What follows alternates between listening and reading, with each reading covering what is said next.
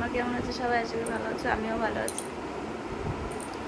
তো সকালবেলা কাজ টাজ করে এইমাত্র বসলাম।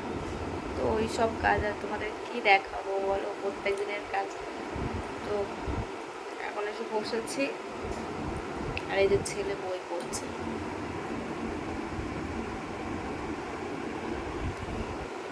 তো আমি এখনো বিছনাও তুলিনি, এসে বসলাম এইমাত্র। আর এই দেখো, এই চোখটা কদিন ধরে কি যেন হয়েছে, লাল লাল হয়ে গেছে।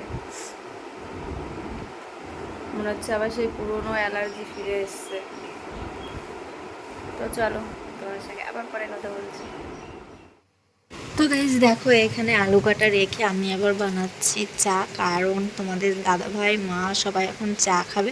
ওরা গ্রিল পরিষ্কার করছে রাস্তার ধারে। তো তোমাদের আগে আমি দেখিয়েছি ভিডিওতে, দেখাইনি, সরি, বলেছি।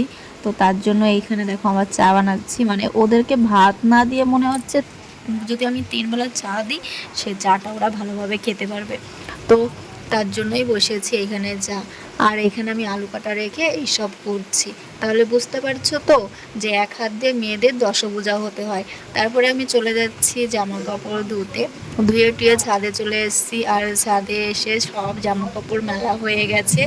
আর আমি এখন স্নান টান করে ফেলেছি একবারে। তো ভাবলাম জামা কাপড় ধুবো, তাই একবারে স্নান করে ফেলি, তার জন্য স্নানটাও করে ফেলেছি। তো চলো আমরা এখন নিচে যাই।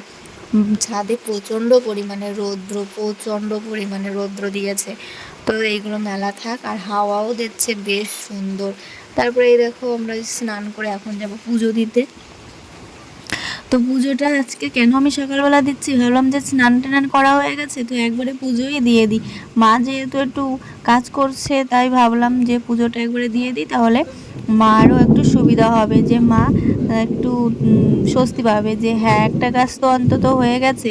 তার জন্য আমি এখন পুজোটা দিয়ে ফেললাম, তারপরে মা একটু শান্তভাবে বসতে পারবে।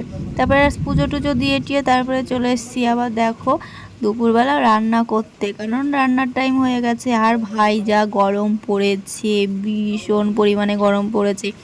আরও এইখানে দাঁড়িয়ে দাঁড়িয়ে উনুনের পাশে রান্না করা যে কি কষ্ট, যারা রান্না করে শুধু তারাই জানে, প্রচণ্ড পরিমাণে কষ্ট। তো শুধু কষ্টটা দেখলে তো হবে না, তো আমাদের তো রান্নাও করতে হবে। আর এইখানে দেখো আমার ছেলে কত রকমের দুষ্টুমি করতে পারে স্নান করতে আসলে। ও স্নান করতে আসলে ওর কম করে আধ ঘন্টা তো লাগবেই স্নান করতে। ও কলে বসে কত রকমের যে শয়তানি করতে পারে।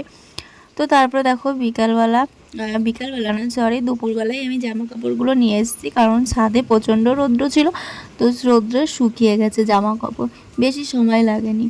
তাই এইখানে এখন আমি জামা কাপড়গুলো ভাজিয়ে ভাজিয়ে রাখছি। বিকেলবেলা তাহলে আর জামা কাপড়গুলো আমার কষ্ট করে ভাজানো লাগবে না, তাই আমি এখনই গুছিয়ে গুছিয়ে রেখে দিলাম। তো তারপরে দেখো, ঘুম থেকে উঠে টুটে আমি আর আমার ছেলে মাঠে বসে খেলা করছি। ছেলে সবসময় বলে, মা তুমি আমার সঙ্গে খেলা করো না।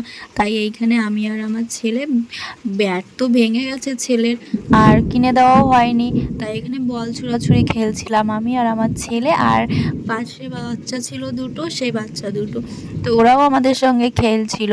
বেশ মজাই লাগছিল, ছোটোবেলার কথা মনে পড়ে যাচ্ছিল। তারপরে দেখো, এই যে চাটা দেখছো না, এই চাটা কিন্তু তোমাদের দাদা ভাই আমার জন্য বানিয়ে এনেছে। শুধু আমার জন্য না, দিদিমার জন্যও। এই যে দিদিমাও বসে বসে খাচ্ছে, ছেলেও খাচ্ছে।